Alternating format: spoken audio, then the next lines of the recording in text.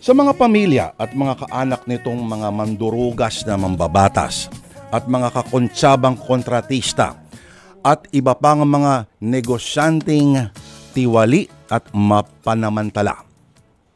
Ano kaya pakiramdam nila, no? Kung walang konsensya ang mga padre o madre de pamilya, sila rin kaya? May nararamdaman din ba sila tuwing sinusuot sa umaga ang mga mamahaling mga relo, sapatos at damit na ang pinambili ay perang galing sa pandaraya? Sa bawat subo ng malinamnam na karning baka, sa mga sosyaling restaurant na kinakainan nila,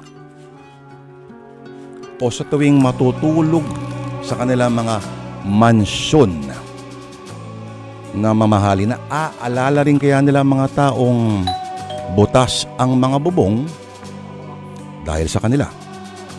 Dahil kung sila ang nagtatamasa at nakikinabang sa mga bunga ng panggugulang, dapat din ba silang makaramdam ng pangungutya at panghuhusga? Dahil lahat ng ginagawa natin, maliit man o malaki, mabuti man o masama, legal man o illegal, ay may epekto sa ating kapwa. Sa bawat umaga na tayo gumigising, may mga desisyon na kailangang gawin.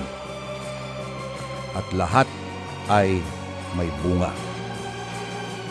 na minsan hindi natin nakikita na bumabalik sa ating pamilya. Para bang alon na malayo man ang nilakbay, paglingon mo, nandyan na sa iyong harapan. Ganyan po ang malalaman ng isang pamilya sa ating kwento ngayong Miyerkules, ika-12 ng buwan ng Nobyembre, mga kapatid. Isang pamilya ang makikilala natin po na binuhay ng kanilang padre de pamilyang kontratista na mandurugas. Pinapakain ang anak at asawa sa perang bunga ng hindi paglaban ng patas. Ito na po ang simula ng kwentong sinulat ni Macris Magboo Orpilla. Kwentong may tagos at tunay na patok. Ito na po ang dulang pinamagatang Marupok.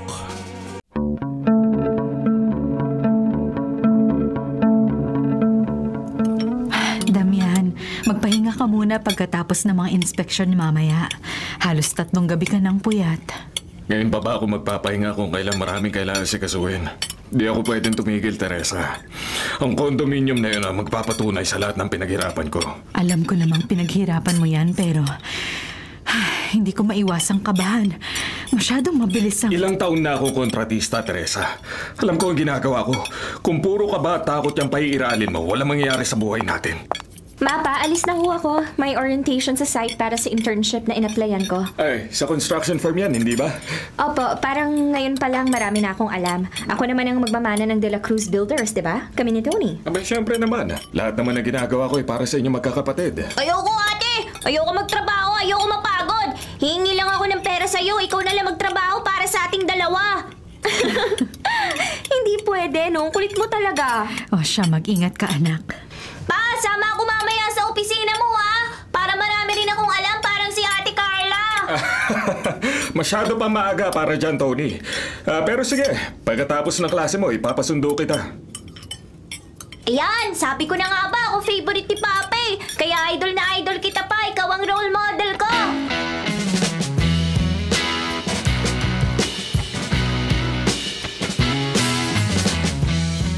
Bilisan ninyo! Dapat matapos ang finishing sa loob ng linggo ito.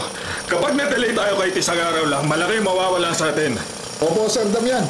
Pero Sir, iba po ang instructions ni Engineer. Sino po ba susundin ko? Litong-lito na po kami ng mga tao ko. Ay naku, sabihin mo kay Engineer kung ayaw niya naman sinasabi ko, magtayo siya ng sarili niyang kumpanya. Ako ang masusunod dito. Ako lang masusunod sa lahat ng bagay, ha? Ayan na pala si Engineer. Kayo na lang po mag-usap.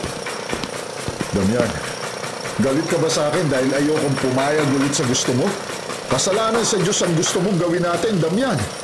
Paano na lang kapag nalaman ng asawa at mga anak mo? Pang-ilang beses na ba to?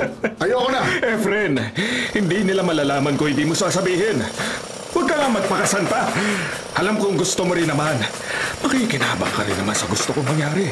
Ayaw mo bang magkasama tayo sa hirap at ngayon pati sa sarap? Tayo pa rin magkasama. Mahal ka na. Pangako hindi kita papabayaan.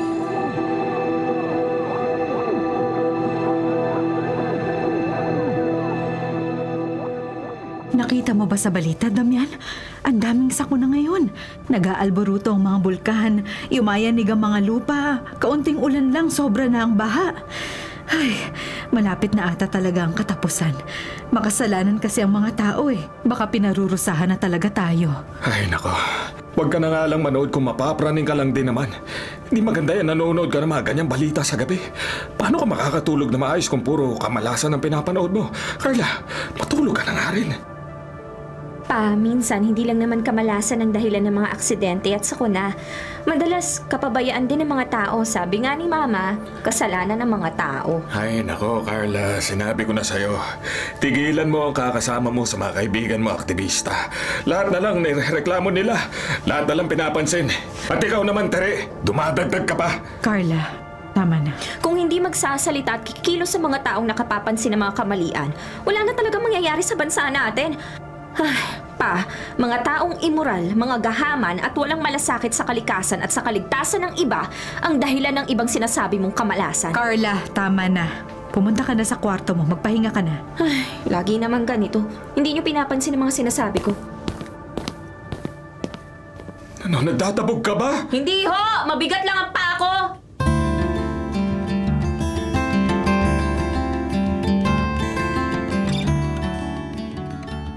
Damian, naaalala mo ba nung wala pa tayong bahay? Natutulog lang tayo sa inuupahang apartment. Sabi mo naman, kapag nagtagumpay ka titibay ang lahat, pati tayo. Nangyari naman yun, hindi ba? Matibay ang pundasyon ng negosyo natin, pati ang relasyon natin. Napapraning ka na naman, Teresa. Ewan ko. Ibang pakiramdam ko. Sigurado ka bang wala kang ginagawang mali, Damian? Sigurado ka bang hindi mo ako niloloko? Ginagawa ko ang lahat para maibigay ang mga pangailangan at luho ninyo. Ano pa ba ang gusto mo? Hindi ko kailangan ng marangyang buhay kung malaki naman ang kabayaran. Ayokong masira ang pamilyang to. Nagtatrabaho ako na maayos. Wala akong ginagawa mali, Teresa. Papatunayan ko yun sa'yo kapag natapos na tong project na to. Ang pamilya natin ang unang titira sa condominium site na ipinapagawa ko. Tayo ang unang makikinabang sa mga pinaghirapan ko.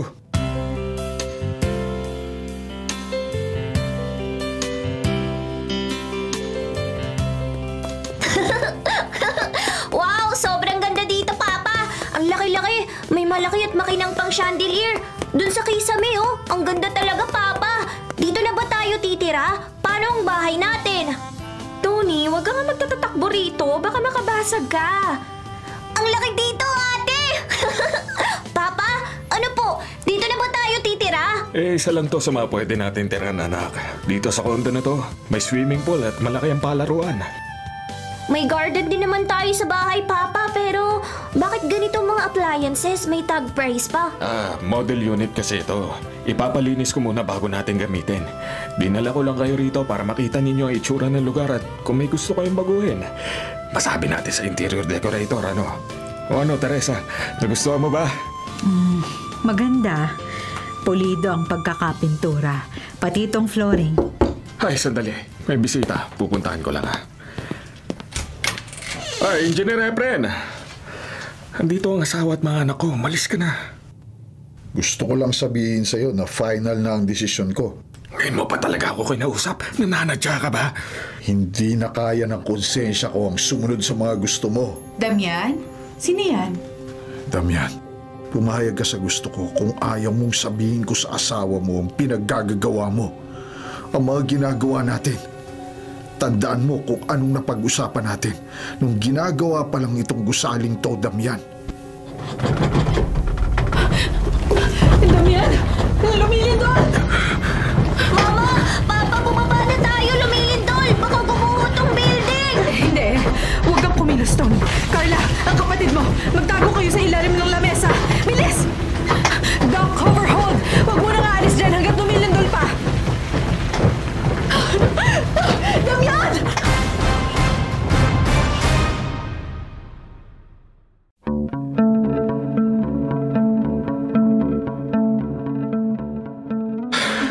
Nasaktan ka ba, Teresa? Hindi. Ay, salamat sa paghila mo sa akin palayo sa panganib. Kailangan na nating makababa at makalabas. Tumigil na ang paglindol. Pero sigurado may aftershocks pa yan. Malakas masyado ang lindol kanina. Tony! Carla! Mga anak, ayos lang ba kayo? Nanginginig sa takot si Tony, Mama. Kailangan na nating makaalis dito. Bago lang tong building pero bakit nagbitak-bitak ang mga pader? Papa, bakit nahulog din ang kisame at bumagsak ang ilaw? Huwag nang maraming tanong, Carla. Tulungan mo ang kapatid mo. Mabuti na lang at nasa 5th floor lang tayo. Mabilis lang tayo makakalabas ng gusali. Tulungan na kita, Teresa. Damian, sina Carla at Tony ang alalayan mo palabas. Huwag magpanik. Dahan-dahan lang ang paglabas. Huwag tatakbo. Sa open area tayo pupunta. Doon sa pinakaligtas na lugar matapos ang lindol.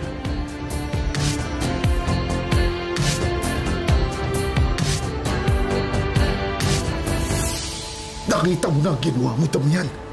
Kahit hindi naman matagal ang pagyanig, nag-crack agad ang mga pader. Bumigay ang kisame. Dapat kasi nakinig ka sa akin. Hairline lang yung crack, Efren. Pwede pang remedyohan. Isa pa, wala naman nasaktan. Ipapaayos na lang ang mga nasira. Walang dahilan para malaman pa to ng iba. Mabuti na lang at pamilya ko lang at ikaw ang nasa loob ng building na to. Nababaliw ka na ba? Ang bilis pumutok ng simento. Hindi ka ba natakot man lang? Pamilya mo ang nasa loob kanina. Huwag ka nang maingay, baka marinig ka. May problema ba? Anong pinagtatalunan yung dalawa? Bukas na natin silipin ko ng mga pinsala ng lindol na yun. Sa ngayon, umuwi muna tayo. Ang mga bata, tawagin mo na, Teresa. Isipin mong mabuti kung tama pa ba to, Damian. Alalahanin mo na pag-usapan natin noon. Bago pa mahuli ang lahat, itama mo na. Dahil kung hindi ka action, pasensyahan na lang tayo. Wala na akong pakialam kahit mapahamak pa ako.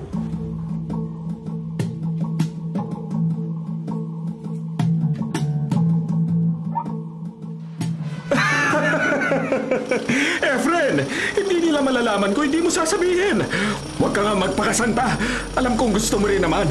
Makikinabang ka rin naman sa gusto kong mangyari.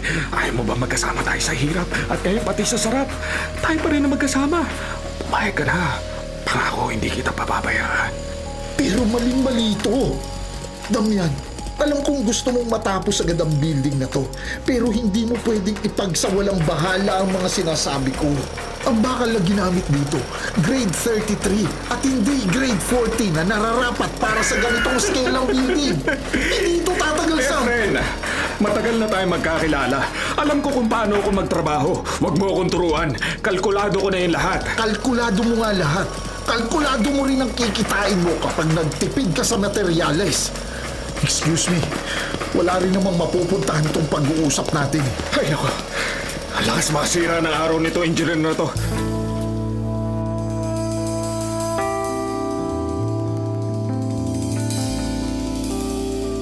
Ay, sabi na nga ba, kahit naka-blur pa ang image, De La Cruz Towers ang tinutukoy dito sa blind item.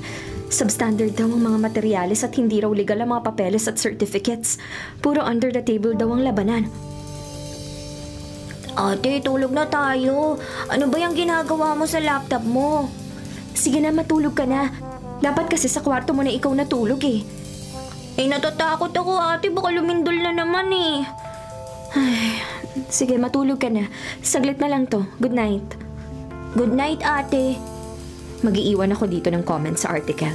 Kung sino man ang nakakaalam ng anumang impormasyon at magpapatunay na walang structural integrity ang pagkakatayo ng building, sana magsalita na para sa ikabubuti ng lahat. May bagong gusali na ipinapatayo ang De La Cruz Builders, kaya kung may reklamo kayo, magsalita na. Gusto kong malaman ng totoo para maitama na kung may kailangan bang itama.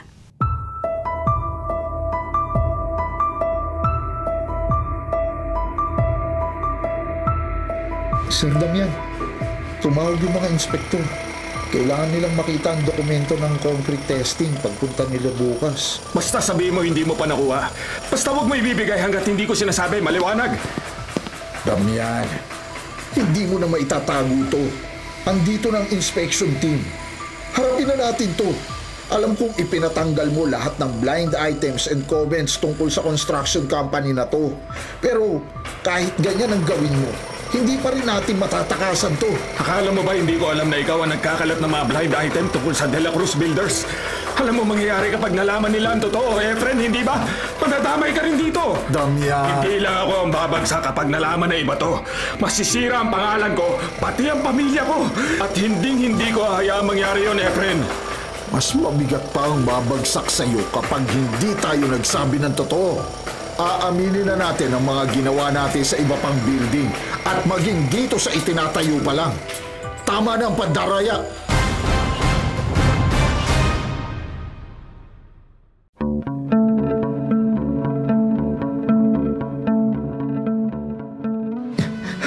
Boss Damian, ang column sa hallway na inaayos namin, nagkaroon ng malaking lamat. Tapalan nyo na lang. Maghalo ka na semento sa kanin yung tapalan.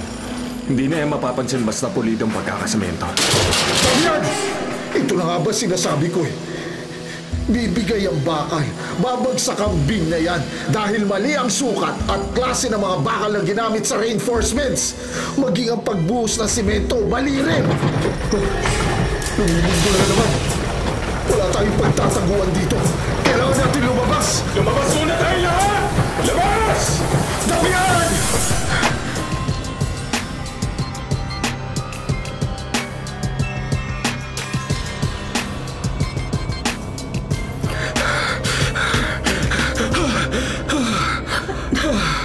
Panaginip lang. Buti at panaginip lang. Anong panaginip pa yan, Damian? Matulog na ulit tayo. Maaga ka pa pupunta sa bagong construction site bukas ng Tower 2. Sige, mahiga ka na ulit at magpahinga na. Panaginip nga kaya yon? Bakit parang totoong-totoo? May problema ba?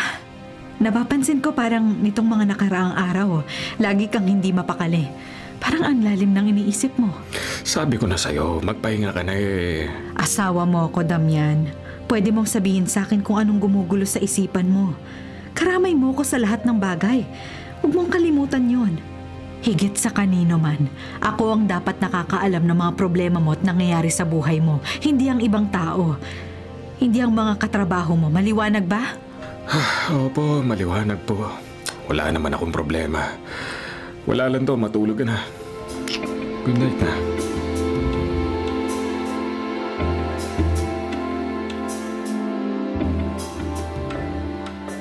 Good morning, Papa, Mama! Good morning. Anong ginagawa ninyo mag-ate? Emergency go bag, sabi sa school, bukod sa dapat alam kung saan ang safe na lugar, bukod sa dapat alam na mag-duck cover, hold kapag lumilindol pa, kailangan daw may ganito rin tayo, pati hard hat. Sunod-sunod po ang lindol kaya nare-require ng mga estudyante ngayon na maghanda ng ganito.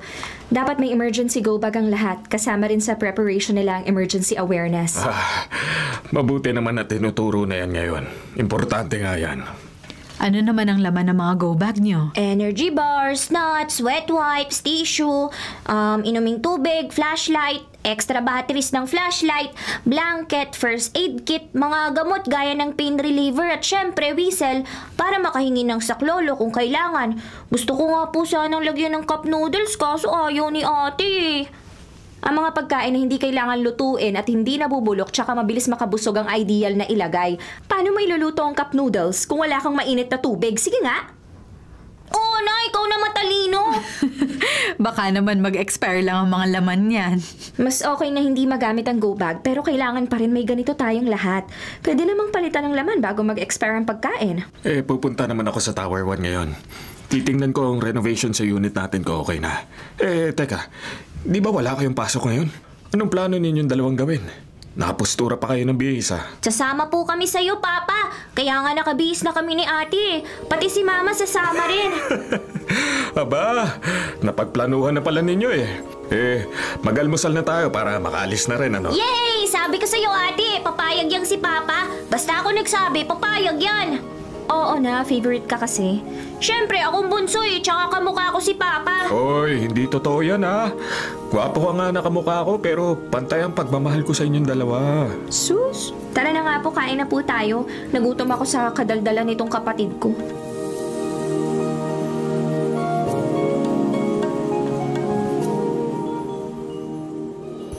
Bakit dinala mo pa yung go bag mo, Tony? Hindi ba pang school yan? Dapat iniwan mo na sa bahay. Siyempre, go bag nga ate. Hindi naman sinabing home o school bag. Dapat dala mo rin nga yun sa'yo eh. Hindi nga natin alam kailan at saan ang emergency, hindi ba?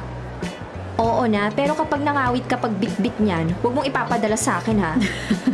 Para namang matitiis mo yung kapatid mo kapag naglambing na sa'yo. Mama naman, kaya spoiled yan eh. Kayong dalawa kaya ng papa mo ang sunod ng sunod dyan kay Bunso. Ay, naiwan ko ang phone ko sa kotse. Damian, babalikan ko lang muna. Susunod na lang ako sa taas. Okay, ito ang susi oh. Makabili mo ako ng avocado ice cream dun sa may convenience store sa labas ha. Okay. Ako rin ma, gusto ko ng avocado. Gaya-gaya ka talaga ate. Huwag na kayong mag-aaway ha. Teka, sandali lang. May kakausapin lang ako.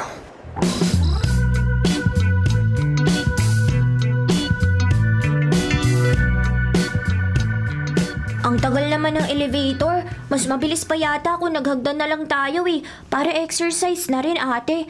Maghagdanan na lang tayo. May kausap naman si Papa sa phone eh. Napaka-mainipin mo talaga. Tara na nga. Okay na kaya talaga ate tong building? Dati kasi parang bitak-bitak agad eh. Sabi ni Papa na paayos na raw.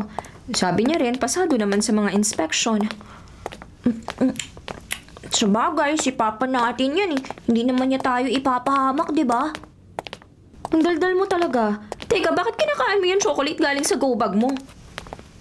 Gutom na ako eh. Palitan na lang natin mamaya ate. Ikaw na lang magdala nitong bag para makakain ako ng maayos. Ikaw talaga? Oh, ate! Lumilindol na naman! Oh, ate! Nagbibitak ulit ang mga pader! Pati itong hagdanan! Tony, bilis! Kailangan makabalik tayo sa lobby. Walang pagtataguan dito sa stairway at hindi tayo pwedeng matrap dito sa emergency exit.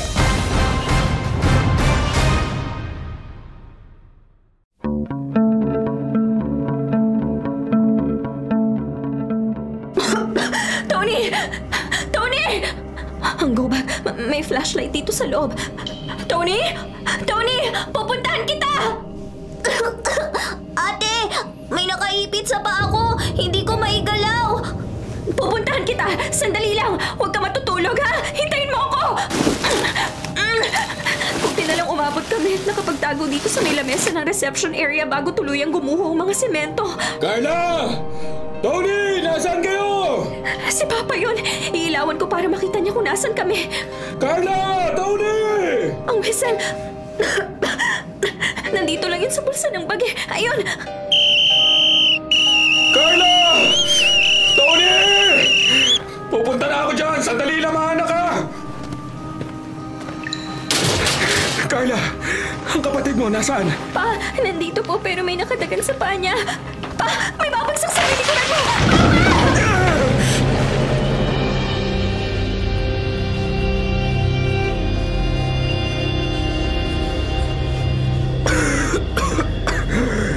Carla! Tony! Papa! Papa! Nandito ako, anak. Sandali lang. May nakaharang sa dadaanan ko.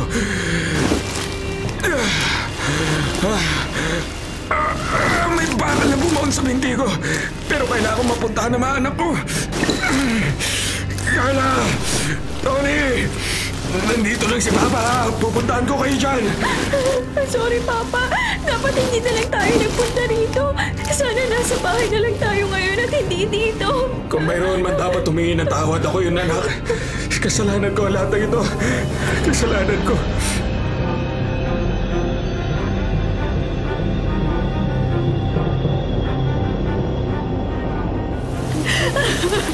Sigurado ho kayong nasa loob ang mag-aaman yun? Oo, nasa loob ang asawa ko at ang dalawang anak ko. Isang babae at isang batang lalaki. Alam ba ninyo kung nasaan mismo party sila ng gusali bago ito gumuho? Hindi ko sigurado. Pero kakalabas ko lang at nakita ko lumabas nilang asawa ko habang may kausap sa telepono. Malamang ay nasa lobby pa rin sila bago ang lindol. Bago bumagsak ang gusali, nakita ko tumakbo papasok ang mister ko. Para puntahan yung mga anak namin. Parang awa niya na po. Tulungan niya sila. Gagawin namin ang lahat, Mrs. Para mailigtas ang pamilya niyo. Maganda ng mga stretcher! 3 kailangan i-extract mula sa loob! Carla! Tony! May ilaw akong nakita sa may bandang kanan. Ito ang floor plan ng gusali. Baka makatulong. Shhh! May pito! May naririnig akong pumipito! Sa banda doon!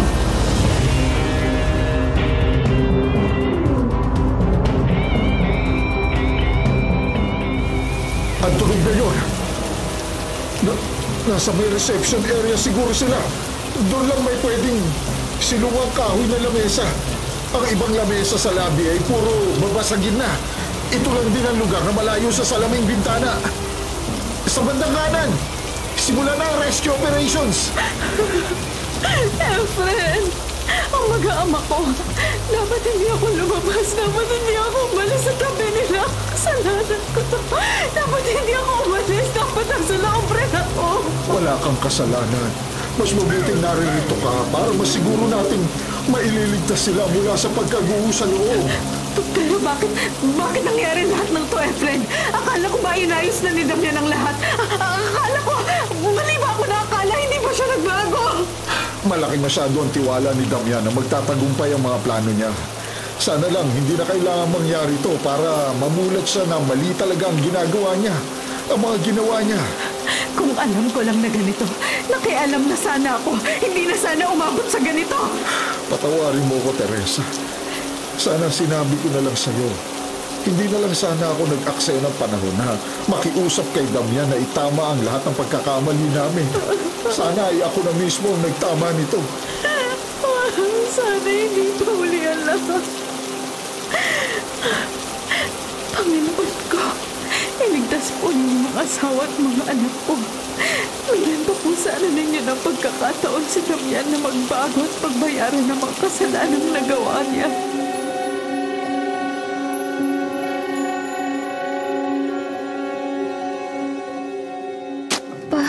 Narinig mo yan?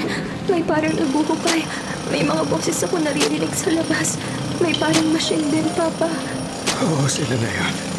Ililigtas nila tayo, anak. Nandito kami! Nandito kami sa ilalim! Dito! Bubuksan ko tong flashlight at pipito ako ulit para malaman kung nasan kami. Huwag kayong gagalaw! Tony, malapit na, sandali na lang. Anak, si Tony, bakit hindi nagsasalita? Nalalamig po ang katawan niya. Nilagyan ko ng kumot pero nakatulog. Baka dahil sa nakadaganan sa paa niya kanina. Natanggal mo man ang bigat na yun. Nabugbog pa rin ang binti niya. Pagkatanggal na nakayara, makakalabas na kayo, anak. Tayo pa. Makakalabas na tayo, Papa.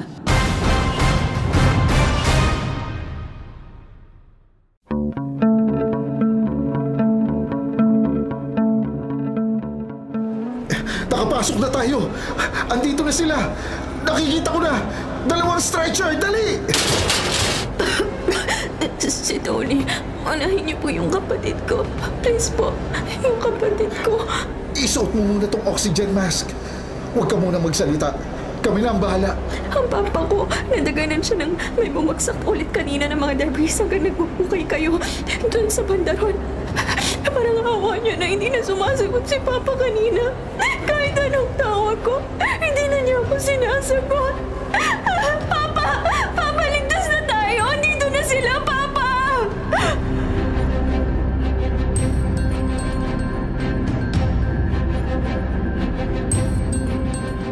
Nahanap na namin si Damian de la Cruz. Nasaan siya? Ligtas ba siya? Dadali na sa ospital ang bangkay niya. Diyos ko. Damian. Hindi pa alam ng asawa at mga anak niya. Baka mas makakabuti kung sasama ka rin sa ospital para alalayan sila. Salamat sa hindi ninyo pagsukong iligtas sila. Maraming salamat.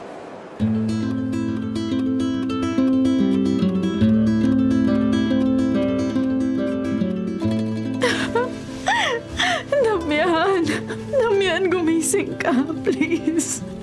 Hindi na ako magagalit. Sinabi na sa akin ni Efren ang lahat. Gumising ka. Tutulungan kitang ayusin ang lahat ng to. Gumising ka lang, please, Damian. Ang bata pa ng mga anak mo. Paano na lang sila? Paano na lang ako? Papa, I'm sorry. Hindi ka namin nailigtas kagaya ng pagliligtas mo sa amin. Sabi ng rescuer, kung hindi mo hinarang ang bumagsak na bahagi ng gusali, sama-sama tayong maiipit. Baka hindi kami nakaligtas dito, Oni. Inayos mo lang sana ang lahat, Damian. Hindi mo sana pagbabayaran ng sarili mong buhay ang lahat ng kasalanan mo. Papa, naaalala ko dati. Sinabi mo na ang perpektong gusali hindi nasusukat sa taas o ganda. Nasusukat ito kung gaano to tatayo sa gitna ng sakuna. Ang matitibay na magiging kanlungan. Papa, katulad mo, ikaw ang haligi namin. Kahit bumagsak ka pa, ikaw pa rin ang naging dahilan ng aming kaligtasan. Mahal na mahal ka namin ni Tony, Papa.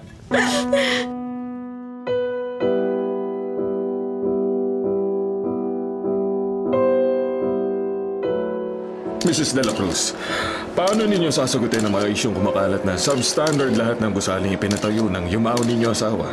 Wala na akong dapat itago. Oo, nagkamali ang asawa ko pero sa huli, tinubos niya ang kasalanang yon, hindi ng pera, kundi ng sarili niyang buhay. Totoo po bang marami pang gusali sa mga proyekto niya ang kailangan inspeksyonin?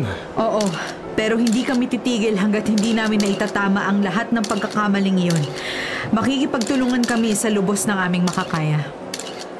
Ako, kasama ang De La Cruz Builders ang bahala sa lahat. Makikipagtulungan kami sa mga autoridad para masigurong ligtas sa mga gusaling na itayo na at itatayo pa lang.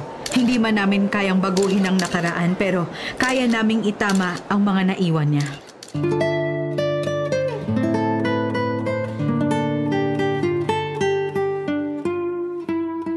Papa, miss na kita. Miss na miss ka na namin ni Mama at ni Ate. Pero kahit namimiss ka namin, huwag mo kaming dadalawin ha. Okay na kaming tumingin sa pictures mo. Loko ka talaga. Bakit ka naman dadalawin ni Papa? Napakaduwag mo. 12 years old ka na, sumisiksik ka pa rin sa amin ni Mama kapag matutulog ka. 2 years ko nang hindi nakikita si Papa. Malay ko ba, baka miss na rin niya ako, tapos dalawin ako. Nakakatakot kaya yun.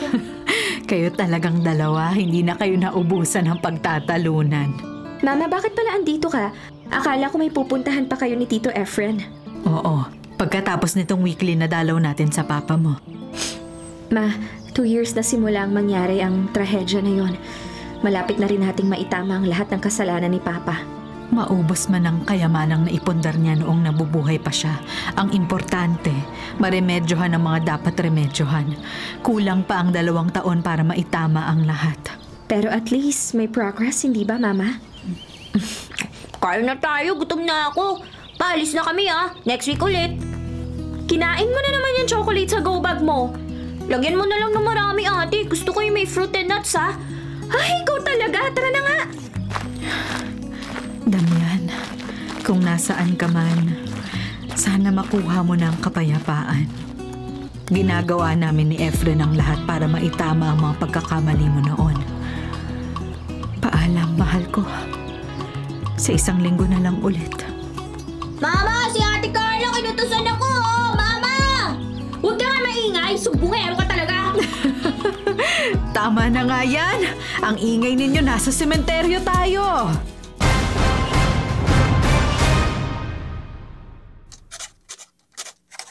Mga kapatid, ito po ang inyong kapatid na si Lord De Vera. Nagsasabing, sana dito na tayo sa totoo.